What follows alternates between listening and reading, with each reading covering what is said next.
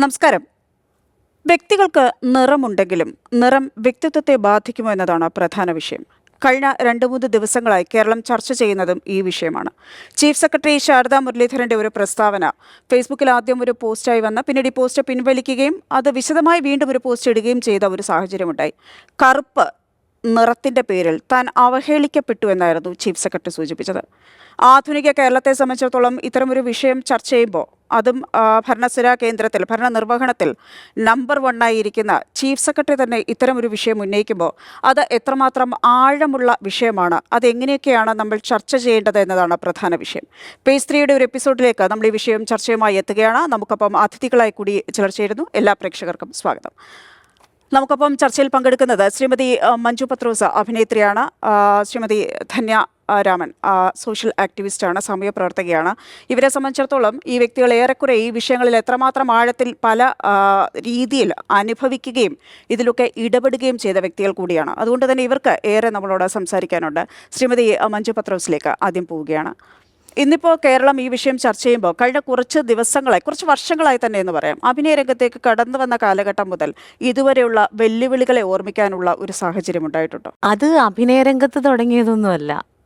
നമ്മളുടെ ഓർമ്മ വെച്ച കാലം മുതൽ നമ്മൾ കേൾക്കുന്നതാണ്, അയ്യോ അയ്യോ അയ്യോ എൻ്റെ റീത്തയുടെ നിറം കിട്ടിയില്ലേ, അയ്യോ ഇത് പത്രോസിൻ്റെ നിറമായി പോയോ, അയ്യോ അയ്യോ. ഈ അയ്യോ വിളി ഞാൻ ഒരുപാട് കേട്ടിട്ടാണ് വളർന്നത്. സോ ഞാൻ അറിയാതെ അന്നൊക്കെ എൻ്റെ കുഞ്ഞു മനസ്സിൽ ഞാൻ എന്തോ കുറഞ്ഞ വ്യക്തിയാണെന്നും എന്നെ പൊതുജനത്തിന് ഇഷ്ടപ്പെടില്ല എന്നുള്ളൊരു ധാരണ അന്നേ ഉള്ളിൽ വളർന്നു വന്ന എന്നോടൊപ്പം വളർന്നു വന്ന ഒന്നാണ് ആ അപകർഷതാബോധം. അത് ഈ തൊഴിൽ മേഖലയിൽ വന്നിട്ട് അത്രയും എനിക്ക് അനുഭവിക്കേണ്ടി വന്നിട്ടില്ല എന്ന് തോന്നുന്നു.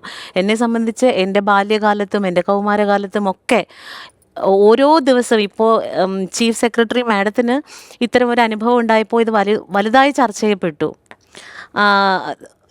നമ്മുടെ ഇടയിൽ തന്നെ ചർച്ച ചെയ്യപ്പെട്ടത് ഇത്രയും എഡ്യൂക്കേറ്റീവായിട്ടുള്ള ഇത്രയും പദവിയിലിരിക്കുന്ന ഒരു വ്യക്തിക്ക് ഇത്തരം അനുഭവം ഉണ്ടാകുമോ എന്ന് ചോദിച്ചു. പക്ഷേ എന്നെ അത്ഭുതപ്പെടുത്തുന്നത് അത്തരം പ്രൊഫൈലുള്ള ഒരാൾക്ക് വന്നപ്പോൾ ഇത് ഇത്രമാത്രം ഞെട്ടാൻ എന്തിരിക്കുന്നു. നമ്മളെപ്പോലെ സാധാരണക്കാരായിട്ടുള്ളവർ എല്ലാ ദിവസവും ഒരു കറുത്ത സ്ത്രീയോ പുരുഷനോ അവരുടെ ലൈഫിൽ എപ്പോഴെങ്കിലുമൊക്കെ ഈ കറുപ്പിനെ കുറിച്ചുള്ള പരാമർശങ്ങൾ അവർ കേട്ടിട്ട് തന്നെയാണ് ഓരോ ദിവസവും തള്ളി നീക്കുന്നത്. ഇന്നത്തെ ദിവസം ഞാൻ കേട്ടിട്ടുണ്ട്. ഇന്ന് കേട്ടത് എന്തായിരുന്നു? ഇന്ന് കേട്ടത് നമ്മുടെ ഒരു സുഹൃത്ത് ബസ്സിൽ യാത്ര ചെയ്യുന്ന ഒരാളാണ്.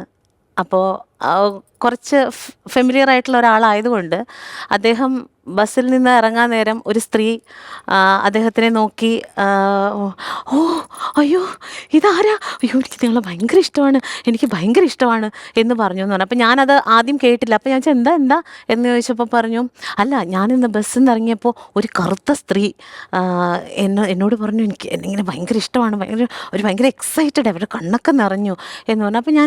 അപ്പോൾ അതിലെന്തോ ഒരു കരട് എനിക്ക് അപ്പം തന്നെ ഫീൽ ചെയ്തു. പിന്നെ കുറച്ച് സംസാരമൊക്കെ പോയിട്ട് ഞാൻ തിരിച്ചു വന്ന് വീണ്ടും ചോദിച്ചു, എന്തുകൊണ്ടാണ് അങ്ങനെ ഈ കറുത്ത സ്ത്രീ എന്ന് എടുത്തു പറഞ്ഞത്, എന്തുകൊണ്ടാണ് എന്ന് ചോദിച്ചു. അപ്പം പറഞ്ഞു കറുത്തതായതുകൊണ്ട് എന്ന് പറഞ്ഞു. ഒരു സ്ത്രീയെ കാണുമ്പോൾ ഒരു കറുത്തതാണോ വെളുത്തതാണോ എന്നുള്ളതല്ലല്ലോ ഇവിടുത്തെ വിഷയം. നിങ്ങളെ ആ സ്ത്രീക്ക് ഇഷ്ടമാണ്, അത് അവർ എക്സ്പ്രസ് ചെയ്യുന്നു എന്നുള്ളതല്ലേ. ഞങ്ങൾക്കറിയില്ലല്ലോ അവരാരാണെന്നോ, ഏത് നാട്ടുകാരിയാണെന്നോ, പൊക്കം കൂടിയവളാണോ കുറഞ്ഞവളാണോ വണ്ണമുള്ളവളാണോ ഒന്നും നമുക്കറിയില്ല. അപ്പോൾ അറ്റ്ലീസ്റ്റ് ഞങ്ങളോട് പറയേണ്ടത് ഒരു മധ്യവയസ്കയോ ഒരു പെൺകുട്ടിയോ അങ്ങനെ ഒരു സ്ത്രീ എന്നെ കണ്ടപ്പോൾ അത്രയല്ലേ അതിനകത്ത് വേണ്ടുള്ളൂ. അവരെ ഇത്തരത്തിൽ പോർട്രേറ്റ് ചെയ്യേണ്ട ആവശ്യമുണ്ടോ അതിനകത്ത് എന്ന് ചോദിച്ചു. അപ്പോൾ പറഞ്ഞു അങ്ങനെ പറഞ്ഞെങ്കിലും നമ്മുടെ ഉള്ളിൽ അതില്ല എന്ന് പറഞ്ഞു. അത് ഉള്ളിലുള്ളത് കൊണ്ടാണ്, അറിയാതെ ആണെങ്കിൽ ഇത് ശീലക്കേടിൻ്റെ ഭാഗമാണ്. ഇതിങ്ങനെ ശീലിച്ചു പോയി. ഒരു വെളുത്ത ഒരു സ്ത്രീ ആയിരുന്നെങ്കിൽ പറയുമായിരുന്നോ? ധന്യ ഈ സൂചിപ്പിച്ചതിനകത്ത് ഒരു പ്രധാനപ്പെട്ട കാര്യമുണ്ട്. അതായത് ഇത് ശീലത്തിൻ്റെ ഭാഗമാണോ എന്ന് പറയുന്നു. പക്ഷേ ശ്രീമതി ശാരദാ മുരളീധരൻ സൂചിപ്പിച്ച ആ ഘടകങ്ങൾ നമ്മളൊന്ന് പരിശോധിക്കുകയാണെങ്കിൽ അതിൽ 3-4 തരത്തിൽ നമുക്ക് ആ വിഷയത്തിന് എടുക്കാം. ഒന്നാമതായിട്ട് ഇവർ സൂചിപ്പിക്കുന്നത് കറുത്ത കാലഘട്ടം എന്ന് പറഞ്ഞു, തൻ്റെ ഭരണകാലം കറുത്ത കാലഘട്ടം എന്ന് പറഞ്ഞു.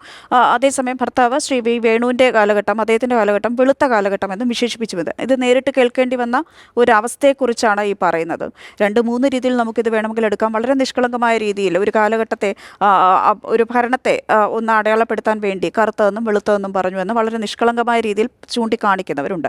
രണ്ടാമത്തെ ഒരു ഘടകം എന്ന് പറയുന്നത് കറുപ്പ്, നിറത്തിൻ്റെ രാഷ്ട്രീയം. നമ്മൾ എന്നും ചർച്ച ചെയ്യുന്നത് അത് ജാതിയുമായി ബന്ധപ്പെടുത്തിയാണ്. ധന്യയെ പോലുള്ളവർ കാണുന്നത് അങ്ങനെ തന്നെയാണോ? ഇപ്പം അത് വ്യക്തമാണല്ലോ. കാരണം ശാരദാ മുരളീധരൻ ഒരു പവർഫുൾ ആയിട്ടുള്ള ഒരു പദവിയിൽ ഇരിക്കുന്ന ഒരാളാണ്. നേരെ മറിച്ച് അവർ പറഞ്ഞാൽ പെട്ടെന്ന് മാധ്യമങ്ങൾ കേൾക്കുന്നു, അത് ചർച്ചയ്ക്ക് എടുക്കുന്നു, അത് അവരെ പിന്തുണയ്ക്കാൻ മന്ത്രി വരുന്നു, രാഷ്ട്രീയ നേതൃത്വം വരുന്നു, ഒരുപാട് മനുഷ്യർ വരുന്നു, ഉദ്യോഗസ്ഥർ വരുന്നു. അത് അവരൊരു വിഭാഗം മനുഷ്യരാണ്. ഈ ഉദ്യോഗസ്ഥരുടെയൊക്കെ മുമ്പിൽ ഒരുപാട് കറുത്ത ആൾക്കാർ പോയി നിന്നിട്ടുണ്ട്. ഇവർ ഭരിച്ച വകുപ്പുകളിലൊക്കെ ഒരുപാട് കറുത്ത ആൾക്കാർ ഓരോ ആവശ്യത്തിനായി പോയി നിൽക്കുമ്പോൾ ഇവരൊക്കെ പരിഗണിച്ചിട്ടുണ്ടോ എന്നുള്ളതാണ് ആദ്യം നോക്കേണ്ടത്. അതുകൊണ്ട് സ്വീകാര്യത, ഒരു കറുത്ത മനുഷ്യരുടെ സ്വീകാര്യത 2 തലങ്ങളിലാണ്. ആ കറുത്തവരിലെ ഉയർന്നവരുണ്ട്, കറുത്തവരിലെ താഴ്ന്നവരുണ്ട്. ആ കറുത്തവരിൽ ഉയർന്നവർ പറയുമ്പോൾ അത് എളുപ്പം കേൾക്കും, എളുപ്പം ചർച്ച ചെയ്യപ്പെടും, അവരുടെ ശക്തിയും കഴിവും അംഗീകരിക്കപ്പെടും. പക്ഷെ കുറച്ച് കറുപ്പിലെ ജാതി വംശീയപരമായിട്ടും കൂടെ എല്ലാവരും പിന്നോക്കം നിൽക്കുന്ന മനുഷ്യരാണെങ്കിൽ അവരെ അംഗീകരിക്കാനും അവരുടെ കഴിവിനെ അംഗീകരിക്കാൻ പോലും വളരെ പാടാണ്. ഇവരിപ്പോൾ ഉദ്യോഗസ്ഥരായതുകൊണ്ട് അവർക്ക് നല്ല സപ്പോർട്ട് കിട്ടി. അവർ തന്നെ പറഞ്ഞിട്ടുണ്ട്, അവരുടെ കുട്ടികൾ തന്നെ അവരെ മെൻ്റലി അവരെ ഭയങ്കരമായിട്ട് സപ്പോർട്ട് ചെയ്തു എന്ന് അവർ തന്നെ പറയുന്നുണ്ട്. പക്ഷേ ഇതൊന്നും ഇല്ലാത്ത എത്രയോ മനുഷ്യർ വംശീയതയുടെ പേരിലും നിറത്തിൻ്റെ പേരിലും ഇവിടെ അധിക്ഷേപിക്കപ്പെട്ട ഒരു ചരിത്രം തന്നെയുണ്ട്. സ്റ്റിൽ ഇപ്പോഴും അത് കണ്ടിന്യൂ ചെയ്യാണ്. ഞങ്ങളൊക്കെ ഈ സീൻ പണ്ടേ വിട്ടതാണ്. കാരണം എന്നുവെച്ചാൽ ഇത് ഞാൻ ജനിച്ച് വളർന്ന സമയത്ത് എൻ്റെ അപ്പൂപ്പനെ, ഞങ്ങൾ കാസർഗോഡാണ് ജനിച്ച് വളർന്നത്. അപ്പോൾ എൻ്റെ കമ്മ്യൂണിറ്റിയിൽ അജ്ജൻ എന്നാണ് എൻ്റെ അപ്പൂപ്പനെ വിളിക്കുന്നത്. അപ്പോൾ എൻ്റെ അജ്ജനെ നോക്കിയിട്ട് എൻ്റെ അമ്മ എന്നെ പഠിപ്പിച്ചത് ആരെ കാണുമ്പോഴും ചേട്ടാ, ചേച്ചി, ആൻറ്റി, പിന്നെ അങ്കിള്, അല്ലെങ്കിൽ ക്രിസ്ത്യൻ ഫാമിലി ആണെങ്കിൽ പോലും അവരെ അപ്പച്ച, അമ്മച്ചി എന്ന് അഭിസംബോധന ചെയ്ത് സംസാരിക്കണം. നമ്മൾ അങ്ങനെ ആയിരിക്കണം നമ്മുടെ പേഴ്സണാലിറ്റി. ഞാൻ അതേപോലെ പാലിച്ച് വളർന്ന ഒരാളാണ്. അപ്പോൾ ഞാൻ അങ്ങനെ വിളിക്കുന്ന സമയത്ത് ആ വീട്ടിലെ കുട്ടികൾ, 3 വയസ്സുള്ള കുട്ടികൾ എൻ്റെ അച്ഛനെ നോക്കിയിട്ട് കരിയ എന്ന് വിളിക്കുന്നത് ഞാൻ ഒരുപാട് കേട്ടിട്ടുണ്ട്. അപ്പം തൊട്ട് ഞങ്ങൾക്കിതറിയാം. ഈ സമൂഹം ഈ ജാതി നിറമൊക്കെ ജനിതകമാണ്. ഇത് ജാതി നിറവും കൂടുന്തോറും അവർക്ക് പരിഗണന കൂടുതൽ കിട്ടുകയും ബഹുമാനം കൂടുതൽ കിട്ടുകയും ജാതി നിറമൊക്കെ താഴ്ന്നു വരും തോറും അവർക്ക് കിട്ടുന്ന കൺസിഡറേഷനും വളരെ നിന്നയും പുച്ഛവും ആയിരിക്കും എന്ന് ഞങ്ങൾ പണ്ടേ പഠിച്ചതാണ്. അതുകൊണ്ട് ആൾക്കാർ എപ്പോഴും ഉപയോഗിക്കും. ഞങ്ങൾ എന്തെങ്കിലും പറയുമ്പോൾ ആൾക്കാർ പറയും നിങ്ങൾക്ക് അപകർഷത ബോധം. ആക്ച്വലി ഞങ്ങളൊക്കെ ഈ സീൻ പണ്ടേ വിട്ട് ഈ സമൂഹത്തിന് ഒരുപാട് മുമ്പോട്ടേക്ക് പോയവരാണ്. അതുകൊണ്ടാണ് ഈ ദളിതരുടെയും ആദിവാസികളുടെയൊക്കെ ഈ തലമുറയ്ക്ക് ഇത്ര ഉറച്ച് സംസാരിച്ച് ഇവിടെ നിൽക്കുന്നത്. നേരെ മറിച്ച് അവർക്ക് ഒരു വിളി കേൾക്കുമ്പോൾ അവർ തകർന്നുരുകി തീർന്നു. പക്ഷെ ഞങ്ങൾ അങ്ങനെയല്ല. ഞങ്ങൾ 100 വട്ടം വിളിച്ചാലും ഞങ്ങളത് ആയിക്കോട്ടെ, ഞങ്ങൾക്കത് പ്രശ്നമില്ല. ഞങ്ങളത് അംഗീകരിച്ചവരാണ്. കാരണം ഈ സമൂഹത്തെ മാറ്റിയെടുക്കാൻ വളരെ ബുദ്ധിമുട്ടാണ്. ഇവിടുത്തെ നിയമവ്യവസ്ഥ എന്ന് പറയുന്നത് ജാതിയുടെയും നിറത്തിൻ്റെയും അടിസ്ഥാനത്തിലുള്ള ഒരു സാമൂഹ്യ വ്യവസ്ഥയാണ് ഇവിടെ അംഗീകരിച്ച് പാലിച്ചുകൊണ്ടിരിക്കുന്നത്. ഇതിനെ നമുക്ക് തിരുത്തി എഴുതാനായിട്ട് വളരെ പാടാണ്. നിങ്ങൾ ഓർത്ത് നോക്കൂ, ഡോക്ടർ BR അംബേദ്കർ ഇന്ത്യയുടെ രാഷ്ട്രപുരുഷനാണ്. അദ്ദേഹം ഉള്ളതുകൊണ്ടാണ് ഇവിടെ ഈ ഭരണഘടന തന്നെ ഉണ്ടായത്. അത് അദ്ദേഹത്തെ പോലെ കഴിവുള്ള ഒരാൾ ഇന്ത്യ പിന്നീട് പ്രസവിച്ചിട്ടില്ല. അദ്ദേഹത്തെ പോലെ കഴിവുള്ള ഒരാളെ കാണിച്ചു തരാൻ ഇന്ത്യക്ക് പറ്റുമോ? അദ്ദേഹത്തിൻ്റെ വിദ്യാഭ്യാസ യോഗ്യത, ആ സ്കില്ല്. പക്ഷേ ഇന്നും BR അംബേദ്കറുടെ പടം പോലും എല്ലാവർക്കും ഭയമാണ്. ആ കറുത്ത വർഗ്ഗക്കാരനെ അംഗീകരിക്കാനായിട്ടുള്ള മടിയാണ്. ഒരു പടം പോലും സർക്കാർ പോലും അവരെ ഒരു ഭിത്തിയിൽ വയ്ക്കത്തില്ലല്ലോ, സർക്കാർ സ്ഥാപനങ്ങളുടെ വയ്ക്കത്തില്ലല്ലോ. അതങ്ങനെയാണ്. ഇപ്പം April 14 വരുവാണ്, അദ്ദേഹത്തിൻ്റെ ജന്മദിനമാണ്. ആരാഘോഷിക്കും? ഞങ്ങൾ മാത്രം ആഘോഷിക്കും. പക്ഷേ ഭരണഘടന നിലവിലുള്ളത് ഈ രാജ്യത്തിന് വേണ്ടിയിട്ടാണ്. ഈ രാജ്യം നിലനിൽക്കുന്നത് ഈ ഭരണഘടനയുടെ അടിസ്ഥാനത്തിലാണ്. അപ്പോൾ അങ്ങനെ പോലും മനുഷ്യനെ അംഗീകരിക്കാൻ മടിക്കുന്ന ഒരു രാജ്യത്താണ് നമ്മൾ ജീവിക്കുന്നത്. അപ്പോൾ ഇതൊക്കെ നിസാരം. ധന്യ സൂചിപ്പിച്ചതുപോലെ ഇതൊരു ഈ ചർച്ച മുന്നോട്ട് പോകുമ്പോൾ ഒരുപക്ഷെ നമുക്കിതിൻ്റെ ജാതി എന്നുള്ള ഒരു ഘടകം മാറ്റിവെച്ച് ഒരിക്കലും കേരളത്തിൽ നമുക്ക് ഈ വിഷയം ചർച്ച ചെയ്യാൻ നമുക്ക് പറ്റില്ല എന്നുള്ളത് തന്നെയാണ് യാഥാർത്ഥ്യം. അപ്പോഴും ഇതിൽ മറ്റൊരു ഘടകം കൂടിയുണ്ട്. അതും ശ്രീമതി ശാരദാ മുരളീധരൻ്റെ ആ ഒരു സ്റ്റേറ്റ്മെൻറ്റിനകത്ത് അതും വളരെ കൃത്യമാണ്. അതായത് ഇവർ സൂചിപ്പിക്കുന്നത് എൻ്റെ ഭർത്താവിൻ്റെ കാലഘട്ടം, അത് ശ്രീ V. വേണുവിൻ്റെ കാലഘട്ടം, അത് വെളുത്ത കാലഘട്ടമെന്നും തൻ്റെ കാലഘട്ടം കറുത്ത കാലഘട്ടമെന്നും കേൾക്കേണ്ടി വന്നു എന്ന്. അവിടെ ഒരു പാട്രിയാർക്കിയുടെ ഒരു ഇതുകൂടിയുണ്ട്. അതായത് ഒരു സ്ത്രീ എന്ന നിലയ്ക്ക് നമ്മൾ നേരിടുന്ന വിഷയം പരിശോധിക്കുമ്പോൾ ജെൻഡർ വൈസ്, ജാതി, നിറം, അതിനപ്പുറം ഒരു പാട്രിയാർക്കിയൽ സൊസൈറ്റിയിൽ എങ്ങനെയാണ് ഒരു സ്ത്രീയെ സംബന്ധിച്ചിടത്തോളം ഈ ജെൻഡർ കൂടി ഘടകമാകുന്നതെന്ന് നേരത്തെ ഒരുപക്ഷെ തൊഴിൽ മേഖലയിലേക്ക് കടന്നു വന്നപ്പോൾ ഇത്ര കണ്ട് നേരിട്ടില്ല എന്ന് പറയുന്നു. എങ്കിൽ പോലും ദൃശ്യപരതയുടെ ഒരു എല്ലാം സർവത്ര നമ്മൾ മുന്നിൽ കാണുകയാണ്. ഇന്ന് എന്ത് കാര്യവും നമ്മൾ വിചാരിക്കുമ്പോൾ മുന്നിൽ കാണുന്നത് വെച്ചാണ് നമ്മൾ അനലൈസ് ചെയ്യുന്നത്. കൊച്ചു കുട്ടികൾ തൊട്ട് വലിയവർ വരെ എല്ലാം കാണുന്നത് വെച്ച് അനലൈസ് ചെയ്യണം. ഈ കാണുന്നത് വെച്ച് അനലൈസ് ചെയ്യുന്ന വരുന്ന ഒരു കാലഘട്ടത്തിൽ ഇത്തരമൊരു അതാണ് ഏറ്റവും വലിയ പ്രശ്നമെന്ന് മനസ്സിലാക്കാൻ എപ്പോഴെങ്കിലും അങ്ങനെ ഒരു ചിന്ത വന്നിട്ടുണ്ടോ? എന്നെ ഒരു സ്ഥലത്ത് നിന്ന് അങ്ങനെ മാറ്റി നിർത്തിയതായിട്ട് എനിക്ക് ഫീൽ ചെയ്തിട്ടില്ല. എന്നോട് അങ്ങനെ ഡയറക്റ്റായിട്ട് ആരും അങ്ങനെ പെരുമാറിയിട്ടില്ല. പക്ഷേ ഒരു കാസ്റ്റിങ്ങിൻ്റെ വിഷയം വരുമ്പോൾ, ഒരു പോസ്റ്റ് ഇടുമ്പോൾ ഒക്കെ ഇത്തരത്തിലുള്ള മുറവിളികൾ ഞാൻ കേൾക്കാറുണ്ട്. കാസ്റ്റിങ്ങിൻ്റെ വിഷയത്തിൽ മഞ്ജു ഇരുണ്ട നിറം, മഞ്ജു അല്പം തടിച്ച പ്രകൃതം, ഇരുണ്ട നിറം, ഓക്കെ. ഒരു സെക്കൻഡ് കാറ്റഗറി ഓഫ് ക്യാരക്ടേഴ്സിലേക്ക് നമ്മൾ തള്ളപ്പെടും. ഒന്നല്ലെങ്കിൽ വേലക്കാരി. ഞാൻ അവസാനം അത് ചെയ്യാതെയായി. എന്നെ വിളിക്കുന്നവരോട് ഞാൻ പറയും, ഞാൻ ഇനി അങ്ങനത്തെ വേഷങ്ങൾ ചെയ്യുന്നില്ല, ഞാൻ വീട്ടിലിരുന്നോട്ടെ, എനിക്ക് പ്രശ്നമില്ല. അതെന്തുകൊണ്ടാണ് ഒരു വേലക്കാരി കുറഞ്ഞ ഒരാളായതുകൊണ്ട് പറയല്ല. പക്ഷേ ഒരു ആർട്ടിസ്റ്റ് എന്ന നിലയ്ക്ക് എനിക്ക് വേഴ്സറ്റലായിട്ട് അഭിനയിക്കണം. അതിനൊരു സ്കോപ്പ് തരാതെ എൻ്റെ നിറം ഇതായതുകൊണ്ട് എന്നെ അതിലേക്ക് തള്ളിവിടുന്നതിനോട് എനിക്ക് യോജിപ്പില്ല. അതേസമയം തിരിച്ചിങ്ങോട്ട് വരുമ്പോൾ നമ്മൾ സോഷ്യൽ മീഡിയയിൽ എന്തെങ്കിലും പോസ്റ്റ് ഇട്ടാൽ ഉടനെ തന്നെ വെളുത്ത് ചായം പൂശി അവൾ ഇറങ്ങിയല്ലോ, യഥാർത്ഥ നിറം ഞങ്ങൾ കണ്ടിട്ടുണ്ട്, ഇങ്ങനെയുള്ള കമൻസുകൾ ധാരാളം വരാറുണ്ട്. തുടക്കത്തിലേക്ക് നമുക്ക് ഇത് കണ്ട് ഞാൻ വല്ലാതെ വിഷമിച്ചിട്ടുണ്ട്. എന്തിനാണ് എന്നോട് ഇതിങ്ങനെ കാണിക്കുന്നത്, ഞാൻ എന്ത് തെറ്റ് ചെയ്തു ഇവരോട് എന്ന് പലപ്പോഴും എനിക്ക് തോന്നിയിട്ടുണ്ട്. പിന്നെ പോകെ എനിക്ക് മനസ്സിലായി, ഞാനൊരു സ്ത്രീ ആയതുകൊണ്ടും സമൂഹത്തിൻ്റെ താഴെത്തട്ടിൽ നിന്ന് ഉയർന്നു വന്നതുകൊണ്ടും ഇത് അംഗീകരിക്കാൻ മടിയുള്ള ഒരു വിഭാഗമാണ് ഇതിൻ്റെ പിന്നിലെന്ന് എനിക്കത് മനസ്സിലായിട്ടുണ്ട്. അതല്ലാതെ എന്നെ സംബന്ധിച്ച് ഞാൻ അവരോട് ദ്രോഹം ചെയ്തിട്ടില്ല. എനിക്ക് ശരിയെന്ന് തോന്നുന്ന കാര്യങ്ങൾ ഞാൻ എൻ്റെ പ്ലാറ്റ്ഫോമിൽ എഴുതുന്നു. വളരെ കൃത്യമാണ്. മഞ്ജു വളരെ താഴെക്കിടയിൽ നിന്ന് പെട്ടെന്നാണ് മഞ്ജുവിന് ഒരു ഓപ്പർച്യൂണിറ്റി കിട്ടി. അതിലൂടെ മഞ്ജു വളർന്നു വരികയായിരുന്നു. ആ ഗ്രോത്ത് അത് അതിസുന്ദരമായിട്ട് കണ്ടു നിന്ന ഒരാളാണ്. ഏറ്റവും നന്നായിരിക്കുന്ന ഒരു പെണ്ണ്. നമ്മൾ എല്ലാവരും പറയും ഒരു ചെറിയ പ്രായത്തിൽ വേണം നമ്മൾ TV ഷോസിലൊക്കെ വരാൻ. അതല്ല, അവർ മെച്യൂർഡായ സമയത്താണ് അവർ ഇതിനകത്ത് വന്നത്. അവർ വളരെ നന്നായിട്ട് ആ രംഗം കൈകാര്യം ചെയ്യുകയും ചെയ്യുന്നുണ്ട്. വേടൻ, ഞങ്ങളുടെ ഇടയിൽ നിന്ന് ഒരു വേടൻ പുതിയ പാട്ടുമായിട്ട് വന്നു. അപ്പോൾ വേടനെ അംഗീകരിക്കാൻ മടിയാണ്. വേടൻ്റെ ജാതിയും എത്ര ഈ കറുപ്പും ജാതിയും വെച്ച് എന്തോരം കമന്റ്സ് ആണെന്ന് വേടനെ അംഗീകരിക്കാൻ മതി. വേടൻ ആരുടെ അംഗീകാരമാണ് വേണ്ടത്? പക്ഷെ വേടൻ ആരുടെ അംഗീകാരം? വേടൻ പോകുന്നിടത്ത് ആൾക്കാർ കണ്ടില്ലേ? അങ്ങനെയാണ്. അത് ഇഷ്ടപ്പെടാത്ത ആൾക്കാരുണ്ട്. അവരുപയോഗിക്കുന്ന വാക്കുകൾ, ഇവരുടെയൊക്കെ എപ്പോഴും ഒരു ധാരണ കോളനി എന്ന് പറഞ്ഞിട്ട് ആദ്യം ഞങ്ങളെ ഈ വാക്കാണ് ഞങ്ങൾ എവിടെ സംസാരിച്ചാലും ഉപയോഗിക്കുന്നത്. ഇതിങ്ങനെയാണ്. ഈ ഒരു സമൂഹം നോക്കിയിരിക്കും. കാരണം ഈ ഒരു ഫ്രസ്ട്രേഷൻ ഉള്ള മനുഷ്യർ ഇതിങ്ങനെ നോക്കിയിരിക്കുന്ന മനുഷ്യരാണ്. ഞങ്ങൾ എവിടെ പ്രത്യക്ഷപ്പെടുന്നു, ആ പ്രത്യക്ഷപ്പെടുന്നതിന് ചോട്ടിക്കൊണ്ട് അവർ ഇത് തന്നെ എഴുതി വയ്ക്കും.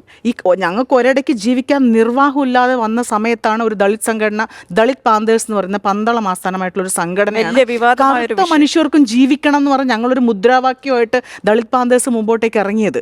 ആ ഇറങ്ങിയ ശേഷമാണ് മനുഷ്യർ ചിന്തിക്കുന്നത് തന്നെ, ഇങ്ങനൊരു വിഭാഗം ഇവിടെ ഉണ്ട്, ഞങ്ങൾക്ക് ജീവിതം ഇവര് അങ്ങ് ഇതൊക്കെ ഈ ദാരിദ്ര്യവും ഈ ദുഃഖവും ഈ ദുരിതവും ഈ അവസ്ഥയൊക്കെ അനുഭവിക്കാൻ ഈ കറുത്തവർ യോഗ്യരാണെന്നുള്ളൊരു തോന്നൽ ഒരു വിഭാഗം ആൾക്കാർക്കുണ്ട്. ഒരൊറ്റ കാര്യം കൂടി ചേർത്ത് വെക്കണമെന്ന് തോന്നുന്നു. നമ്മളിത് സംസാരിക്കുമ്പോഴും ചില വിഷ്വൽ മീഡിയ സംബന്ധിച്ചിടത്തോളം നേരത്തെ സൂചിപ്പിച്ചതുപോലെ മേക്കപ്പ് എന്ന് പറയുന്നത്, അതായത് നിറം ഒരു പ്രധാന ഘടകമാണ് എന്നുള്ളത് കൊണ്ടാണോ ഈ മേക്കപ്പ് ഇല്ലാതെ അഭിനയിക്കാൻ നമുക്ക് എന്തെങ്കിലും തടസ്സങ്ങളുള്ളത്? മേക്കപ്പ് വേണമെന്നൊരു നിർബന്ധമില്ലേ? ഇപ്പോൾ ഞാൻ ചെയ്യുന്ന വർക്കുകൾ മേക്കപ്പ്, ഇപ്പോഴും ഞാൻ മേക്കപ്പ് ഒന്നും ഇല്ലാതെ വന്നിരിക്കുന്നത്. ഞാൻ ചെയ്യുന്ന വർക്കുകൾക്ക് അത് അത്യാവശ്യമില്ല. അതുകൊണ്ട് അത് ഓരോരുത്തരുടെ താല്പര്യമാണ്.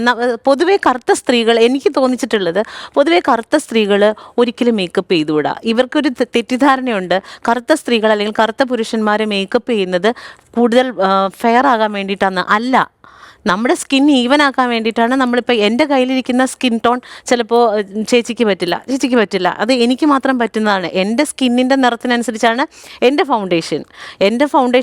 ഒരു വൈറ്റ് ആയിട്ടുള്ള ഒരാളുടെ ഫൗണ്ടേഷൻ എനിക്ക് ഇടാൻ പറ്റില്ല. ഇവിടെ വെളുത്തവനും കറുത്തവനും മേക്കപ്പ് ഇടുന്നുണ്ട്. പക്ഷേ നമ്മൾ മാത്രമാണ് കുറ്റം ചെയ്യുന്നത്. ഇവളെന്താ പുട്ടിയിട്ട് വന്നേക്കുന്നു, ഇവക്കെന്താ പുട്ടിയിടാൻ യോഗ്യത എന്ന് ചോദിക്കും. പിന്നെ ഇപ്പോൾ ഈ പറഞ്ഞത് ഇന്നിപ്പോൾ ഷാർല മുരളീധരൻ പറഞ്ഞിരിക്കുന്നതിനകത്ത് അവർ സൂചിപ്പിക്കുന്ന ഒരു കാര്യമുണ്ട്. അതായത് വെളുത്തിരിക്കണം എന്ന് പ്രവർത്തിച്ചിരുന്നു, അതിനെക്കുറിച്ച് പശ്ചാത്തപിക്കാനുള്ളൊരു അവസരം കൂടിയാണ് ഇത് എന്ന് സൂചിപ്പിക്കുന്നുണ്ട്. ഇപ്പം നോക്കണം നിങ്ങൾ, ശ്രീനിജൻ MLA ഇല്ലേ, ശ്രീനിജൻ MLA-നെ അദ്ദേഹത്തിൻ്റെ അവിടുത്തെ എഗെയിൻസ്റ്റ് ആയിട്ടുള്ള ഒരു ആളുണ്ട്, ഒരു കമ്പനി ഉടമയുണ്ട്. അയാൾ എപ്പോഴും ശ്രീനിജൻ MLA നോക്കിയിട്ട് ഈവൻ പൗഡർ ഇട്ടിട്ട് വന്നിരിക്കുവാണ്. അപ്പോൾ അവൻ്റെ അവൻ്റെയൊക്കെ ധാരണ ഈ കറുത്തിരിക്കുന്ന ആൾക്കാർ ഒരു പൗഡർ ഉപയോഗിക്കരുത്, അവൻ ബ്യൂട്ടി പാർലറിൽ പോയിട്ട് വരുവാണ്. അപ്പം അതേപോലെ സത്യഭാമ RLV രാമകൃഷ്ണനെ എത്ര തവണ ഇങ്ങനെ കാക്കയുടെ അതൊന്നും ചർച്ച ചെയ്തതാണ് ഈ വിഷയം. കേരളം സാംസ്കാരിക കാലത്തെ സംബന്ധിച്ചിടത്തോളം ഈ വിഷയം ഒരു പുതുമയുള്ള വിഷയമല്ല. ഇതുപോലെ ചർച്ച ചെയ്ത് നമ്മൾ വിചാരിക്കുക എന്തെങ്കിലും മാറ്റം ഉണ്ടായിരിക്കും. ഇതൊന്നും ഒരു മനുഷ്യന്റെ മാറ്റം ഇല്ലാന്ന് എനിക്ക് വിശ്വാസമില്ല. ഞാൻ കണ്ടത് ഇപ്പോഴത്തെ പുതിയ ജനറേഷനില്ലേ, ഇപ്പോഴും ഈ കറുപ്പിനെ നോക്കി വാ പൊളിക്കുന്നത് ഇതിന് മുൻപുള്ളൊരു തലമുറയാണ്. എനിക്ക് എപ്പോഴും ഫീൽ ചെയ്തിട്ടുള്ളത് അതാ. കാരണമേ ഈ പറഞ്ഞില്ലാത്ത ഈ പ്രസ്താവനയ്ക്കകത്ത് നമ്മളിപ്പോൾ ചർച്ച ചെയ്യുന്ന ഈ ഫേസ്ബുക്ക് പോസ്റ്റിനകത്ത് സൂചിപ്പിക്കുന്നത് ശ്രീമതി ശാരദയ്ക്ക് പിന്തുണ നൽകിയത് അവരുടെ മക്കളാണ് ഇതിൽ നിന്ന് തിരിച്ചു വരാനുള്ള ഒരു പിന്തുണ കൊടുത്തത് എന്നാണ് പറയുന്നത്. മക്കൾ പിന്തുണ കൊടുക്കുക എന്ന് പറയുമ്പോൾ തന്നെ അതിൽ ആ ഒരു ഘടകം കൂടി മനസ്സിലാക്കിക്കൊണ്ടുള്ള പിന്തുണയാണ്. നിറത്തിന് ബോഡി ഷേമിംഗ് ആണ് ഇതിനകത്തെ പ്രധാന ഘടകമെങ്കിൽ ബോഡി ഷേമിംഗ് മാത്രം മനസ്സിലാക്കിക്കൊണ്ടാണോ അതോ അതിനപ്പുറം അതിന്റെ രാഷ്ട്രീയം മനസ്സിലാക്കിക്കൊണ്ടായിരിക്കുമോ? കുട്ടികൾ കുറച്ചും കൂടെ ഇപ്പത്തെ അല്ലേ കുറച്ചും കൂടെ മെച്യൂർഡ് ആണെന്ന് എനിക്ക് മെച്ചൂർഡാണ് അവര്. ഞാൻ കണ്ടെടുത്തോളം ഇപ്പോൾ ഈ പറയുന്ന വൈറ്റനിങ് ക്രീമൊക്കെ ധാരാളമായിട്ട് യൂസ് ചെയ്യുന്നുണ്ട്. അത് അവനവൻ്റെ സാറ്റിസ്ഫാക്ഷന് വേണ്ടി യൂസ് ചെയ്യുന്നതായിരിക്കും. പക്ഷേ അവൻ്റെ സുഹൃത്ത് ഒരു കറുത്തതാണെങ്കിൽ കറുമ്പ എന്നോ പല്ല് പൊങ്ങിയവനെന്നോ വിളിച്ച് ആക്ഷേപിക്കുന്നില്ല. ആ തമാശ അവർ പറയുന്നില്ല എന്നുള്ളത് വലിയ കാര്യമാണ്. അത്രയും മാറ്റം സമൂഹത്തിന് വന്നിട്ടുണ്ടെന്ന് എനിക്ക് ഉറപ്പാണ് കേട്ടോ. ഇപ്പോൾ ഒരു വിഭാഗം കുഞ്ഞുങ്ങൾക്കാണത്, ഒരു വിഭാഗം കുഞ്ഞുങ്ങൾ നമ്മൾ പക്ഷേ ഞാൻ പറയട്ടെ, ഇപ്പോഴും ഈ യങ്സ്റ്റേഴ്സ് അഭിനയിക്കുന്ന സിനിമകളെ ഒന്ന് പരിശോധിക്കാം നമുക്ക്. അപ്പോഴും പ്രായം കുറഞ്ഞിരിക്കുക, സ്കിന്നിന്റെ വലിവ്, മറ്റ് ഘടകങ്ങൾ കുറഞ്ഞിരിക്കുക, നിറം പ്രധാനം, ഏറ്റവും കൂടുതൽ ഇപ്പോൾ പറഞ്ഞ ബൊട്ടോക്സ് ഒക്കെ ഉപയോഗിക്കുക, ട്രീറ്റ്മെന്റ് കൂടിയ ട്രീറ്റ്മെന്റുകളിലേക്ക് പോകുക. നമ്മളിപ്പോൾ ആരാധിക്കുന്ന വലിയ നായകന്മാരെ പരിശോധിച്ചാൽ അവർ പ്രായം കുറയ്ക്കാനുള്ളതിലാണ് ശ്രദ്ധ ചെലുത്തുന്നതെന്ന് തോന്നിയിട്ടില്ല. അത്തരം സമ്മർദ്ദങ്ങൾ ഉണ്ടാവുന്നില്ല ഈ യങ്സ്റ്റേഴ്സിനാണെങ്കിലും അത്തരം സമ്മർദ്ദങ്ങളില്ലേ? സൗന്ദര്യം എല്ലാവർക്കും വീക്ക്നെസ് ആണല്ലോ. സൗന്ദര്യം നിറം ഇപ്പോൾ നിറം എന്നതിനേക്കാൾ ഇപ്പോൾ വൈദ്യശാസ്ത്രം ഒരുപാട് പുരോഗമിച്ചു. ഇവിടെ കുറേ ഓപ്ഷൻസ് തരുന്നുണ്ട്. ഞാൻ പറഞ്ഞു വന്നത് ഇത് ഈ പറയുന്ന പോലെ സൗന്ദര്യം വർദ്ധിപ്പിക്കണം, ചെറുപ്പമായിരിക്കണം, അതിലൊന്നും ഒരു തെറ്റുണ്ടെന്ന് എനിക്ക് തോന്നണില്ല കേട്ടോ. കാരണം കുറേ പേർക്ക് അത് തൊഴിലിൻ്റെ ഭാഗമാണ്. ധന്യ കാണുന്ന ഒരു ലോകത്ത് നേരത്തെ ഈ കുട്ടികളുടെ കാര്യം പറഞ്ഞല്ലോ, ഈ ജനറേഷനെ സംബന്ധിച്ചിടത്തോളം തൊഴിലിന് വേണ്ടി അല്ലെങ്കിൽ മറ്റുള്ളവർ കാണുന്നതിന് വേണ്ടിയിട്ട് ഇങ്ങനെ ഒരു ഘടകമുണ്ട് എന്ന് അവർ വിശ്വസിക്കുന്നു ധന്യ മനസ്സിലാക്കുന്നുണ്ട്. ഇല്ല, എൻ്റെ മകന് കുറച്ച് ഇരുന്നൂറാണ്. അപ്പം അവനെ ഒരു ദിവസം ആരോ കളിക്കുന്ന സമയത്തോ ഇങ്ങനെ കളിയാക്കിയപ്പം അവൻ അതിന് എത്ര ഭംഗിയായിട്ടാണ് മറുപടി കൊടുക്കുന്നതെന്ന് അറിയാം. ഞാൻ ഞെട്ടിപ്പോയി. അപ്പോഴാണ് എനിക്ക് മനസ്സിലായത് നമ്മൾ സംസാരിക്കുന്നതും പറയുന്നതും വായിക്കുന്നതും എല്ലാം ഇവരെല്ലാം ലിസ്ണിംഗ് ആണ്, എല്ലാം കേൾക്കുന്നുണ്ട്, അവർ അത് മനസ്സിലാക്കുന്നുണ്ട്. അപ്പം എൻ്റെ മകൻ പറഞ്ഞ ഉദാഹരണം കേട്ട് ഞാനങ്ങ് ഞെട്ടിപ്പോയി. അവൻ ഒന്ന് പറഞ്ഞത് ഗെയിംസിലുള്ള കഥാപാത്രങ്ങളാണ്. അത് ഭയങ്കര പവർഫുൾ ആയിട്ടുള്ള കഥാപാത്രങ്ങളെ നോക്കും. അത് കറുത്ത നിറത്തിലാണ് ഇരിക്കുന്നത്. അതിൻ്റെ പവർ അങ്ങനെയാണ്. പിന്നെ 12 വയസ്സുള്ള മകൻ പിന്നെ പറഞ്ഞു കൊടുത്ത സ്റ്റോറി എന്ന് പറയുന്നത്, ഞങ്ങളുടെ നാട്ടിൽ ഞങ്ങൾ ഈ കാന്താര സിനിമ കണ്ടിട്ടില്ലേ, പഞ്ചുരുളിയാണ് ഞങ്ങളൊക്കെ ആരാധിക്കുന്നത്. അപ്പോൾ പഞ്ചുരുളിയെ കെട്ടിയാടുന്നതാണ്. ഇവൻ കുഞ്ഞിലെ എല്ലാ വർഷവും കാസർഗോഡ് പോയി ആ തെയ്യം കാണുന്ന ആളാണ്. അപ്പോൾ കറുത്ത രൂപം, വാളുവെടുത്ത്, പിന്നെ ഉറഞ്ഞ് ഒരു കണ്ടിന്യൂസ് ആയിട്ട് 8 തൊട്ട് 12 മണിക്കൂർ വരെ ഉറഞ്ഞ് ആടുവാണ്. അപ്പോൾ ഞങ്ങളുടെ സമുദായത്തിലെ പുരുഷന്മാരാണ് ഈ തെയ്യം കെട്ടിയാടുന്നത്, നൽക്കതായ സമുദായത്തിലെ. അപ്പോൾ ആ 12 മണിക്കൂർ ഒരു ജനറൽ വിഭാഗത്തിലെ ഒരു പുരുഷനെ ഞങ്ങൾ ചലഞ്ച് ചെയ്യും. നിങ്ങൾക്ക് ഇതുപോലെ വന്ന് 12 മണിക്കൂർ ഈ തോറ്റം പാടി ഇതേപോലെ ഉറഞ്ഞാടി കമ്മ്യൂണിക്കേറ്റ് ചെയ്യാൻ പറ്റും. മനുഷ്യരോട് ആ കറുത്ത കരുത്തിനെ കുറിച്ചാണ് എൻ്റെ മകൻ അവരടുത്ത് പറഞ്ഞു കൊടുക്കുന്നത്. അവന് അതാണ് കാണുന്നത്. അതുകൊണ്ട് കറുപ്പ് അവന് അതൊരു വിഷയമല്ല, അവന് ഭയമില്ല.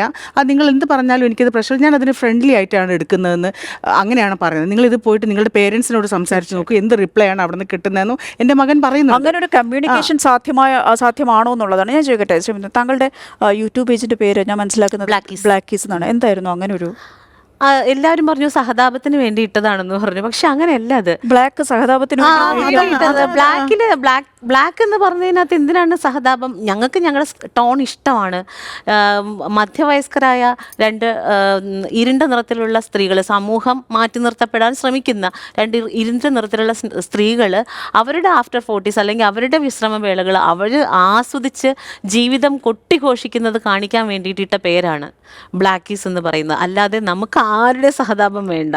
തന്നെ നേരത്തെ സൂചിപ്പിച്ചിട്ടുണ്ട്, പഠനകാലത്തടക്കം ഹോസ്റ്റൽ ജീവിതത്തിലടക്കം ചില ആക്ഷേപങ്ങൾ നേരിടേണ്ടി വന്നിട്ടുണ്ട്. അത് ജാതിയും കറുപ്പും സാമൂഹ്യ സാഹചര്യങ്ങളും എല്ലാം കൂടി ചേർന്നായിരുന്നില്ലേ? അത് നമുക്ക് പങ്കുവെക്കേണ്ടതുണ്ട് എന്നാണ്. അല്ല, ഞാൻ പറയാതെ അല്ല, നമ്മൾ പഠിക്കുന്ന സമയത്ത് എന്തോ പറയണ്ടേ, നമുക്കൊക്കെ ഒരു ബ്രാൻഡഡ് സാധനങ്ങളും ഇല്ല അന്ന്.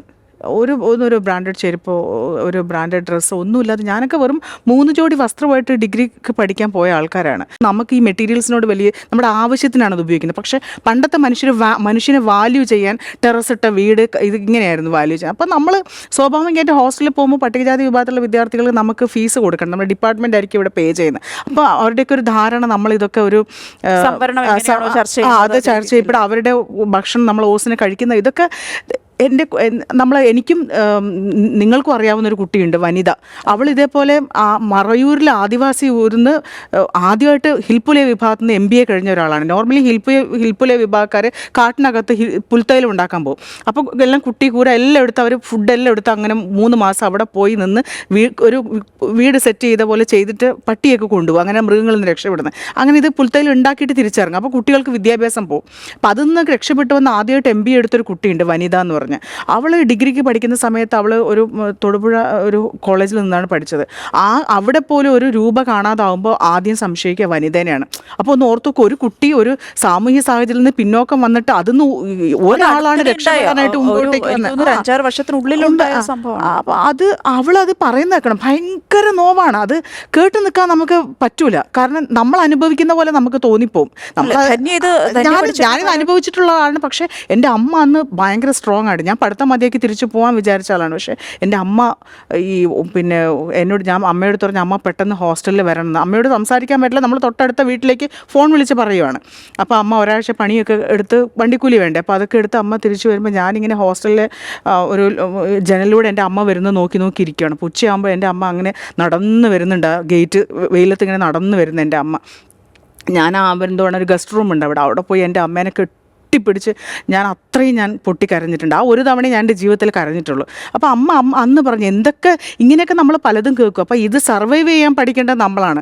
ഒരു 8 പത്രവും അല്ലെങ്കിൽ 10 പത്രവും ഇത്രയും മാഗസീൻ വായിക്കുന്ന കൂലിപ്പണിക്കാരിയായ സിമെൻറ്റ് ചാക്ക് കരിങ്കല്ലും ചുമന്ന് എന്നെ വളർത്തിയ അമ്മയാണ് അന്ന് എനിക്കൊരു ബോധം എൻ്റെ തലയിൽ ഉണ്ടാക്കി തന്നെ. നമ്മൾ ഇതിനൊക്കെ ചെറുക്കണം. അതിനുള്ള പവർ നമ്മുടെ ഉള്ളിൽ തന്നെയുണ്ട്. നമ്മൾ ഇവിടുന്ന് ഇറങ്ങി വരേണ്ടത് തല ഉയർത്തി തന്നെ ആവണം. അതിന് ഇവിടുന്ന് തോറ്റല്ല ഇറങ്ങേണ്ടതെന്നുള്ളൊരു പാഠം എനിക്ക് എൻ്റെ അമ്മ അന്ന് പറഞ്ഞു തന്നു. അതിന്നാണ് നമ്മൾ വിജയിക്കുന്നത്. അതിന്നാണ് ഇന്ന് ഇങ്ങനെ ഇരിക്കുന്ന ഒരു ധന്യരാമൻ ഉണ്ടായതെന്ന്. ആ കൂലിപ്പണിക്കാർ പിന്തുണ നമുക്ക് അതാണ്. ഇപ്പോൾ എനിക്കത് കിട്ടി അല്ലെങ്കിൽ ധന്യ ചേച്ചിക്ക് അത് കിട്ടി എന്ന് പറഞ്ഞിട്ട് ഇവിടെ എല്ലാവർക്കും കിട്ടിക്കൊള്ളണം എന്നില്ല. ഇവിടെ ഒരു 99% പേർക്കും ഇത് എന്നെ ചൂണ്ടിക്കാണിച്ച് ചിരിക്കുമ്പോൾ ചുറ്റും നിന്ന് ചിരിക്കുന്ന ആൾക്കാരെ കിട്ടുന്നുള്ളൂ. അല്ലാതെ സാരമില്ല പോട്ടെ, ഇതങ്ങനെയല്ല, നീ സൂപ്പറാണെന്ന് പറയാനായിട്ട് ഇവിടെ ആരുമില്ല. ഇത് ഒരു കഥ എഴുതിക്കൊണ്ട് വന്നപ്പോൾ ഒരു എഴുത്തുകാരൻ എഴുതി വെച്ചിരുന്നു, കറുത്ത് മെല്ലിച്ച ശരീരപ്രകൃതിയോടുകൂടി കള്ളി എന്ന് തോന്നിപ്പിക്കുന്ന ഒരു സ്ത്രീ. ഇതാണ് ഇവരുടെ ചിന്താഗതി. ഇത് അറിഞ്ഞോ അറിയാതെ ഫീഡ് ചെയ്യപ്പെട്ടിരിക്കുകയാണ്. ഞങ്ങളുടെ ഇടയിലുള്ള പുരുഷൻ ഇപ്പോൾ അട്ടപ്പാടിയിൽ മധുവിനെ കൊന്നത്, മധു ഒരു വെളുത്ത ശരീരമുള്ള ഒരു മനുഷ്യനാണെങ്കിൽ മധു കൊല ചെയ്യപ്പെടൂല. അപ്പോൾ അന്ന് അതിന്റെ പേരിൽ ഞാൻ വഴക്കുണ്ടാക്കി. ഞാൻ പറഞ്ഞു, ഇത് ഞാൻ അഭിനയിക്കാൻ വരുന്ന സ്ത്രീയുടെ മുമ്പിൽ വെച്ച് ഇതേപോലെ തന്നെ വായിക്കും എന്ന് പറഞ്ഞു. ഇതേപോലെ തന്നെ വായിക്കും, നിങ്ങൾക്കത് ഫേസ് ചെയ്യാൻ പറ്റുമോ എന്ന് ചോദിച്ചു. അപ്പം കുറച്ച് കഴിഞ്ഞപ്പം ആ ഭാഗം അങ്ങ് വെട്ടി. അപ്പം പിന്നെ ഉച്ചയ്ക്ക് നമ്മൾ കഴിച്ചുകൊണ്ടിരുന്നപ്പോൾ നമ്മളിത് ക്വസ്റ്റ്യൻ ചെയ്യുമ്പോൾ നമ്മളെന്തോ തെറ്റുകാരാവുകയാണ്. അപ്പം എന്നോട് ഇതൊക്കെ ഇത്രമാത്രം സീരിയസ് ആയിട്ട് എടുക്കേണ്ട വിഷയം എന്താണ്? ഇത് ലൈറ്റായിട്ട്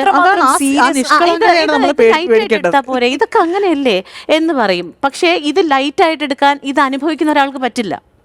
എത്ര വർഷം കഴിഞ്ഞാലും എന്നെ പണ്ട് എൻ്റെ 3-ാമത്തെ വയസ്സിൽ കറുമ്പി എന്ന് വിളിച്ച് കളിയാക്കിക്കൊണ്ടിരുന്നതിൻ്റെ വേദന ഇന്നും ഉണ്ട് എനിക്ക്. എത്ര വർഷം കഴിഞ്ഞാലും അത് മായ്ക്കാൻ പറ്റില്ല. ഇത് ലൈറ്റായിട്ട് എടുക്കാൻ പറ്റുന്നത് വിളിക്കുന്നവനും ചുറ്റും കാണുന്നവനും മാത്രമേ ഉള്ളൂ.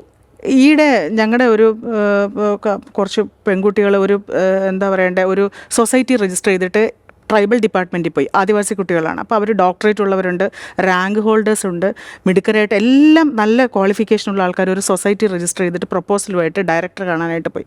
ഇപ്പോഴുള്ള ഡയറക്ടറല്ല, മുൻ ഡയറക്ടർ ഈ ലോക്ക്ഡൗൺ സമയത്തുണ്ടായിരുന്നു. അപ്പോൾ ആ സമയത്ത് ഞങ്ങൾ പിള്ളേരോട് സംസാരിക്കാൻ പോലും പ്രപ്പോസലോ കാശോ നിങ്ങൾക്കൊരു പ്രോജക്റ്റ് ചെയ്യുന്ന ഈ ഡിപ്പാർട്ട്മെൻറ്റ്. അപ്പം ഞങ്ങളെ കറുത്ത ആൾക്കാരാണ്, അവർ വിശ്വാസമില്ല.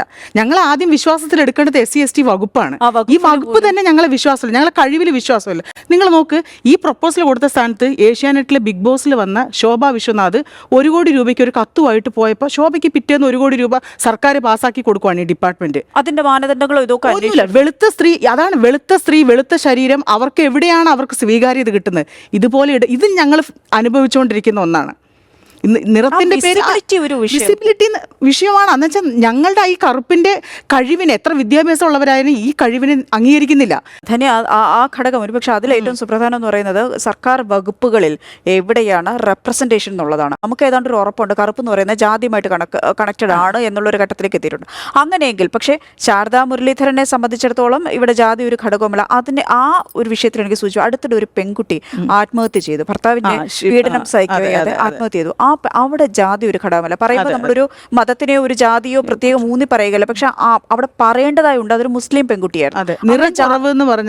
നിറം കുറവ് എന്ന് പറഞ്ഞ അധിക്ഷേപം സഹിക്കാനാവാതെയാണ് ആ പെൺകുട്ടി ആത്മഹത്യ എന്ന ഘട്ടത്തിലേക്ക് എത്തിയത്. അപ്പോൾ അവിടെ ജാതി ഘടകമല്ല, അത് മനസ്സാണ്, ഒരു മനുഷ്യന്റെ മനസ്സാണ്.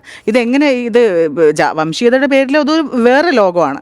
ഇത് കൂടെ ജീവിക്കുന്ന പാർട്ട്ണർക്ക് സൗന്ദര്യം കുറവാണ്, നിറം കുറവാണെന്ന് അത് അയാൾ അങ്ങനെ ആരോപിക്കുകയാണ്. ആ കുട്ടി ആരോപിച്ച് മാനസികമായിട്ട് തകർത്ത് അതിനെ ആത്മഹത്യയിലേക്ക് നയിക്കുകയാണ്. അപ്പോൾ ആത്മഹത്യയിലേക്ക് നയിക്കാൻ പവറുള്ള ഒരു വേർഡാണ് നിറം കുറവ്, കറുപ്പ് എന്നുള്ളത്.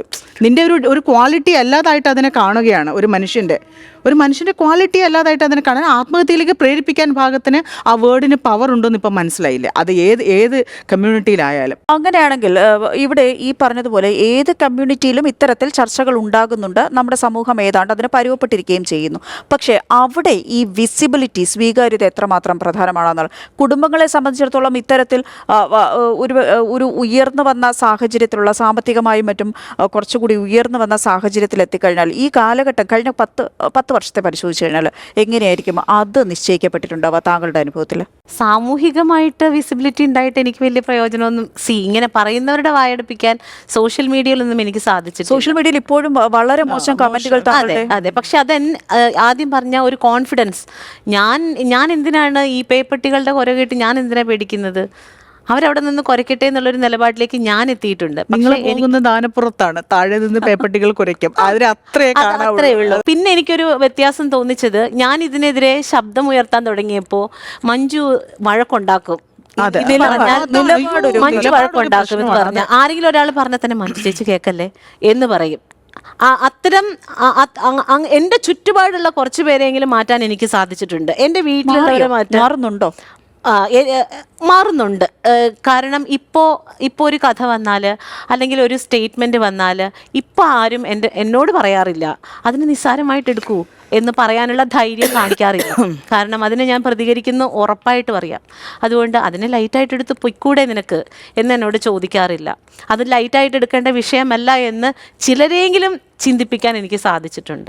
തന്നെ പൊളിറ്റിക്കലി കറക്റ്റ് ആവുക എന്ന് പറയുന്ന ഒരു ഘട്ടത്തിലേക്കാണ്. ഒരുപക്ഷെ പൊളിറ്റിക്കലി കറക്റ്റ് ആവുക എന്ന് പറയുമ്പോൾ എല്ലാത്തിനെയും പൊളിറ്റിക്കലി കറക്റ്റായിട്ട് നമുക്ക് കാണാൻ പറ്റുമോ? എല്ലായിടത്തും നിങ്ങൾ പൊളിറ്റിക്കലി കറക്റ്റ് എന്ന വാക്ക് ഉപയോഗിക്കേണ്ടി വരുമോ? പക്ഷേ കറുപ്പിനും വെളുപ്പിനും ഇടയ്ക്കുള്ള ഷെയ്ഡ്സ്, അതിനെ നമ്മൾ അംഗീകരിക്കുക എന്നുള്ളൊരു ഘട്ടം, ഇത് ലോകം മുഴുവൻ ചർച്ച ചെയ്യുന്ന ഒരു വിഷയമാണ്. കേരളത്തിനെ സംബന്ധിച്ച് വലിയ ചരിത്രം വെച്ച് നമ്മൾ ചർച്ച ചെയ്യുന്ന വിഷയമാണ്. അപ്പോഴും ട്രാൻസ്ജെൻഡേഴ്സ്, LGBTQ വിഭാഗത്തിൽപ്പെടുന്നവരെ സംബന്ധിച്ചിടത്തോളം ഈ വൈവിധ്യങ്ങളെയൊക്കെ അഡ്രസ്സ് ചെയ്യുന്നതിൽ നമ്മളിപ്പോഴും മുന്നോട്ട് പോകുന്നില്ല. അതും ഈ ന്യൂജനെ അല്ലെ ജെന്നിസഡ് എന്ന് പറയാവുന്ന ഒരു ഘട്ടത്തിൽ നമുക്ക് അവരെ കൊണ്ട് അതൊക്കെ മാറ്റാൻ പറ്റുമോ? സാമൂഹ്യ പരിഷ്കരണം എന്നുള്ള വാക്കേ ഭയങ്കര ബുദ്ധിമുട്ടാണ്. ഇപ്പം മഹാത്മാ അയ്യങ്കാളിയുടെ കാലത്ത് എന്തിനാണ് സമരം ചെയ്തത്? ഭൂമിക്ക് വേണ്ടിയിട്ടാണ് സമരം ചെയ്തത്. സ്റ്റിൽ ഇപ്പോഴും ഞങ്ങൾ 27,000 കോളനികളാണ്. മാറ്റം വന്നോ? ആ കോളനിക്ക് ഒരു വാരം മാറ്റം വന്നില്ല, ആ വിളിക്ക് മാറ്റം വന്നില്ല. ആ ഒരു സാമൂഹ്യ വ്യവസ്ഥ അതുപോലെ നിലനിൽക്കുകയാണ്. എതിരഭിപ്രായമുണ്ട്. ഈ കോളനി എന്ന് വിളിക്കുന്നത് എന്തോ മോശം ഒരു അതൊരു സൊസൈറ്റിയാണ്. അവിടെയും പണിയെടുത്ത് അധ്വാനിച്ച് പഠിപ്പുള്ള ആളുകൾ ജീവിക്കുന്ന ഒരു സ്ഥലമാണ്. ഇപ്പം നമ്മളെയൊക്കെ കോളനി എന്ന് വിളിക്കുന്നത് നല്ല കാര്യത്തിന് വേണ്ടി വിളിക്കുന്നതല്ല അവര്. ഇതെന്തോ കുറഞ്ഞൊരു സാധനമായിട്ട് ഞങ്ങൾ ഇതിനെ കോളനി എന്ന് പറയുന്ന ഒരു കുറഞ്ഞ സാധനമാണ്, അത് നിനക്കിരിക്കട്ടെ എന്ന് പറഞ്ഞിട്ടാണ് ഇത് ചെയ്യുന്നത്. ഇവിടെയൊക്കെ മാറ്റങ്ങൾ സംഭവിക്കുന്നത്. കോളനിയിൽ ജീവിക്കാൻ വിധിക്കപ്പെട്ടവരെന്ന് പറയുന്നത് അതെന്തോ ന്യൂനതയാണ്. അതാണ് മഹാത്മാ അയ്യങ്കാളിയുടെ കാലം തൊട്ട് ഇപ്പോൾ CK ജാനു ചേച്ചി വരെ നിൽപ്പ് സമരം നടത്തിയിട്ടും ഭൂമി ലഭിക്കാത്തവരാണ് നമ്മൾ. ഒരു മനുഷ്യൻ്റെ അടിസ്ഥാന ആവശ്യമാണ് ഭൂമി എന്നുള്ളത്. നമുക്ക് ചവിട്ടി നിൽക്കേണ്ട മണ്ണാണ്. പക്ഷെ അത് ഇന്നും ഞങ്ങൾ സമരം ചെയ്യാറില്ല. കാരണം അത് സമരം ചെയ്തിട്ട് കാര്യമില്ല. സാമൂഹ്യ പരിഷ്കരണം എന്ന് പറഞ്ഞാൽ എളുപ്പം നടക്കുന്നതല്ല. ഇപ്പോഴും നമ്മുടെ പ്രധാനപ്പെട്ട മുഖ്യധാരാ മാധ്യമങ്ങളിലൊക്കെ തന്നെ, പത്രങ്ങളിലൊക്കെ തന്നെ വിവാഹ പരസ്യങ്ങൾ വരാറുണ്ട്. ഈ അടുത്തിടെ നമ്മൾ കാണുന്ന ഒരു കാര്യമുണ്ട്, വെളുത്ത സുന്ദരനായ യുവാവിന് വെളുത്ത സുന്ദരിയായ യുവാവിനെ ആവശ്യമുണ്ട്. അത് പിന്നെ നമ്പൂതിരി നായർ വിഭാഗത്തിൽപ്പെട്ടവർ മാത്രം, ഇപ്പൊ ക്രിസ്ത്യൻ ആണെങ്കിൽ ഇന്ന വിഭാഗത്തിൽപ്പെട്ടവർ മാത്രം. അതിപ്പോ ക്രിസ്ത്യനെന്നോ ഹിന്ദുവെന്നോ മുസ്ലിമെന്നോ ഒന്നുമില്ല, ഇതിലെല്ലാം ആ വരേണ്യ വിഭാഗത്തിനെ മാത്രം കൂട്ടി ചെയ്തുകൊണ്ട് ഇവർ മാത്രം അപ്ലൈ ചെയ്യുക. ഇൻവൈറ്റ് മുമ്പ് SC/ST ഒഴികെ എന്നുള്ളൊരു വേർഡ് എഴുതുമായിരുന്നു. ഞങ്ങളൊരു 10 പത്രോഫീസ് കയറി വെച്ച് ബഹളം ഉണ്ടാക്കിയ ശേഷം ഇവർക്ക് അങ്ങനെ എഴുതാൻ ഇപ്പൊ പേടിയാണ്. ആപ്ലിക്കേഷൻ കൊണ്ടുകൊടുക്കുക, ഈ പരസ്യം കൊണ്ടുകൊടുക്കുന്നവരെ ഒരുപക്ഷെ അങ്ങനെ എഴുതിയ നമ്പറൊക്കെ കിട്ടിയാൽ 100-200 കോള് വിളിച്ചു കഴിഞ്ഞാൽ അവനൊക്കെ സിമ്മേ കളഞ്ഞിട്ട് പത്ര ഓഫീസിൽ കയറി ഇറങ്ങി. ഞങ്ങളുടെ ആൾക്കാർ പോയിട്ടുണ്ട്. അങ്ങനെയല്ല ഇപ്പം ഇത് നിന്ന്. അല്ലെങ്കിൽ നമ്മൾ ആരെങ്കിലും ഒരു നായരെ നോക്കിയിട്ട് ഞാൻ നായരെ കെട്ടണമെന്ന് ഞാൻ പറയൂ? പറയത്തില്ല. എൻ്റെ മാനസികാവസ്ഥയ്ക്ക് കണക്കായിട്ടുള്ള ഒരാളെയാണ് ഞാൻ നോക്കിയിരുന്നത്. അല്ലാതെ നമ്മൾ ജാതിയും മതവും നോക്കിയിട്ടല്ലല്ലോ. നമ്മളത് ചിന്തിക്കുന്ന പോലുമില്ല. അവരുടെ ചിന്ത അതാണ്. അവർക്ക് കല്യാണ സമയത്തും മരണസമയത്തും മാത്രം ജാതി മതി. ഞങ്ങൾ ഓരോ നിമിഷവും ജാതിയെ ഫേസ് ചെയ്തുകൊണ്ടിരിക്കുന്നവരാണ്. അതാണ് വ്യത്യാസം. ഞാൻ ഫേസ് ചെയ്യുന്ന, എൻ്റെ കമ്മ്യൂണിറ്റി ഫേസ് ചെയ്യുന്ന, എനിക്ക് ചുറ്റുമുള്ള മനുഷ്യർ ഫേസ് ചെയ്യുന്നത് അത് മാറ്റപ്പെടേണ്ടതാണെന്ന് അങ്ങനെ തോന്നാത്തൊരു വിഭാഗം ഇന്ന് ഇവിടെ നിലനിൽക്കുന്നു എന്നുള്ളതാണ്. അത് ശ്രീമതി മഞ്ജു, മുൻപ് നടൻ തിലകൻ ഇത്തരം ഒരു ചർച്ച ഉയർത്തിക്കൊണ്ടുവന്ന ഒരു സാഹചര്യം ഉണ്ടായിട്ടുണ്ട്. കറുപ്പ് നിറത്തിൻ്റെ പേരിൽ, ജാതിയുടെ പേരിലൊക്കെ സിനിമയിൽ ഇത്തരം പീഡനങ്ങൾ അനുഭവിക്കും. പിന്നെ എനിക്ക് തോന്നുന്നു ശ്രീ കലാഭവൻ മണി, ഇവർ രണ്ടുപേരും അന്തരിച്ച കലാകാരന്മാരാണ്. പക്ഷേ ഇവർ രണ്ടുപേരും ഈ വിഷയം ഉയർത്തിക്കൊണ്ടുവരികയും നമ്മൾ വലിയ തോതിൽ ചർച്ച ചെയ്യും. അദ്ദേഹത്തിൻ്റെ സഹോദരനും ഇത് നേരിടേണ്ടി വന്ന ഒരു അവസ്ഥ ഉണ്ടാകുന്നു. ആ ഘട്ടത്തിൽ നിന്ന് സിനിമ മുന്നോട്ട് പോയി എന്ന് പറയാൻ പറ്റുമോ? എനിക്ക് വിസിബിളായിട്ട് അത്തരം കാര്യങ്ങളിൽ തോന്നുന്നത്, ഇതേപോലെ കാസ്റ്റിങ്ങിൻ്റെയൊക്കെ സമയത്ത് നമ്മളൊരു സിനിമ കാണുമ്പോൾ ചില ഡയറക്ടേഴ്സിൻ്റെ സിനിമയിൽ വരേണ്യ വർഗത്തിൽ നിന്ന് സമൂഹം പറയുന്ന തരത്തിലുള്ള സ്ത്രീകളും പുരുഷന്മാരും മാത്രമേ ആ സിനിമയിൽ ഉണ്ടാവൂ. കാസ്റ്റിങ്ങിൽ വന്ന സിനിമ നമ്മൾ തിയേറ്ററിൽ കാണുമ്പോൾ ഈ ഒരു ടൈപ്പ് ഓഫ് ആൾക്കാർ മാത്രമേ ഈ പറയുന്ന മാളികയിൽ ഇരിക്കാൻ പാടുള്ളൂ എന്ന് ചിന്താഗതി തോന്നിപ്പിക്കുന്ന കാസ്റ്റിങ്ങുകൾ മാത്രമേ അവിടെ നടന്നിട്ടുണ്ടാവുള്ളൂ. ഇവിടെ അല്ലാത്ത സ്ത്രീകളും പുരുഷന്മാരും ഉണ്ട്. സ്ത്രീകളെ മാത്രമല്ല മാറ്റി നിർത്തപ്പെടുന്നത്, പുരുഷന്മാരും ഉണ്ട്. അവരൊക്കെ ഈ പറയുന്ന തിണ്ണയിലും മുറ്റത്ത് നിൽക്കാൻ വിധിക്കപ്പെട്ട കഥാപാത്രങ്ങളിലേക്ക് മാറ്റപ്പെടും. അത് നമുക്ക് സിനിമ കാണുമ്പോൾ അങ്ങനെ, എനിക്കത് പേഴ്സണലി ഉണ്ടായിട്ടില്ലെങ്കിലും നമ്മളൊരു സിനിമ കാണുമ്പോൾ നമുക്കങ്ങനെ ഫീൽ ചെയ്യാം. മനസ്സിലാകുന്ന ഈ സിനിമ കാണുമ്പോൾ ഇത് എത്ര പേർക്ക് മനസ്സിലാകും എന്നുള്ള ഒരു വിഷയമുണ്ട്. പ്രേക്ഷകനെ സംബന്ധിച്ചിടത്തോളം ഇത്രമാത്രം ആഴത്തിൽ ഈ ഓരോ കാസ്റ്റിങ്ങിനകത്തും ഇത്തരം ചില ചർച്ചകൾ പുറകിൽ നടക്കാറുണ്ട് എന്നത് മനസ്സിലാകുന്നുണ്ടോ എന്ന സംശയമുണ്ട്. പക്ഷെ എന്തൊക്കെ പറഞ്ഞാലും ശ്രീമതി ശാരദാ മുരളീധരൻ മുന്നോട്ട് വെച്ച വിഷയത്തിനെ സംബന്ധിച്ചിടത്തോളം അതിൽ പ്രധാനമായും ഉന്നയിച്ച ഈ 4 ഘടകങ്ങൾ, അതായത് സ്ത്രീ എന്ന നിലയ്ക്ക് നേരിട്ട ഒരു അധിക്ഷേപം എന്ന തരത്തിൽ, മറുഭാഗത്ത് ജാതി എന്ന തരത്തിൽ ശ്രീമതി ശാരദയ്ക്ക് അത് നേരിടേണ്ടി വന്നിട്ടുണ്ടാവില്ല എങ്കിൽ പോലും അതിനും അപ്പുറത്തേക്ക് നിറത്തെ നമ്മൾ കണക്ട് ചെയ്ത് വെക്കുന്ന ഇത്തരം വിഷയങ്ങളെ കൂടി ഉയർത്തി കാണിക്കാൻ അവർക്ക് സാധിച്ചിട്ടുണ്ട്. അടുത്ത തലമുറ ഇത് എത്രമാത്രം ചർച്ച ചെയ്യപ്പെടുമെന്ന വിഷയം ഉയർത്തുന്നുണ്ട്. അതൊക്കെ നിലനിൽക്കുമ്പോൾ നമുക്കൊന്ന് നമ്മുടെ പിന്നിലേക്കൊന്ന്, ചരിത്രത്തിലേക്കൊന്ന്, നമ്മുടെ വേരുകളിലേക്കൊന്ന് നോക്കുന്നത് നന്നായിരിക്കും. പണ്ട് ശങ്കരാചാര്യരുടെ ഒരു കഥയുണ്ട്, അദ്വൈതമുണ്ടായത് എങ്ങനെയാണ് എന്ന്. അന്ന് മുന്നോട്ട് വെച്ച ആ സങ്കല്പം മുന്നോട്ട് വെച്ച ഒരു കഥയിൽ ചണ്ടാളനാണ് ശങ്കരാചാര്യരോട് സംസാരിക്കുന്നത്. ചണ്ടാളൻ സംസാരിക്കുമ്പോൾ അയ്യൻ്റെയും അടിയൻ്റെയും ചോര ചുവപ്പ് തന്നെ എന്ന് പറയുന്നുണ്ട്. അവിടെ നിന്നാണ് നീയും ഞാനും ഒന്ന് തന്നെ എന്ന് അദ്വൈത സങ്കല്പം തന്നെ ഉരുത്തിരിഞ്ഞു വരുന്നത്. ആ കാലഘട്ടത്തിൽ നിന്ന്, അന്ന് ഉയർന്നു വന്ന ആ ചർച്ചകളിൽ നിന്ന് നമ്മൾ എത്രമാത്രം മുന്നോട്ട് പോയി എന്നതാണ് പ്രധാനപ്പെട്ട വിഷയം. വരും ദിവസങ്ങളിൽ ഈ നിറത്തിൻ്റെ രാഷ്ട്രീയം കൂടുതൽ ചർച്ച ചെയ്യപ്പെടട്ടെ. ഈ വിഷയം എത്രമാത്രം നമ്മുടെ സമൂഹത്തിനെ കൂടുതൽ മുന്നോട്ട് പോകാനുള്ള ചർച്ചകൾക്ക് ഇടം നൽകുമെന്ന് നമുക്ക് കാത്തിരുന്ന് കാണാം. ശ്രീമതി മഞ്ജു പത്രോസ്, ശ്രീ ധന്യരാമൻ എന്നിവർക്ക് നന്ദി പറഞ്ഞുകൊണ്ട് ഇന്ന് ഈ വിഷയം ഇവിടെ ചർച്ച അവസാനിക്കുകയാണ്. വീണ്ടും മറ്റൊരു എപ്പിസോഡിൽ കാണാം. നന്ദി, നമസ്കാരം.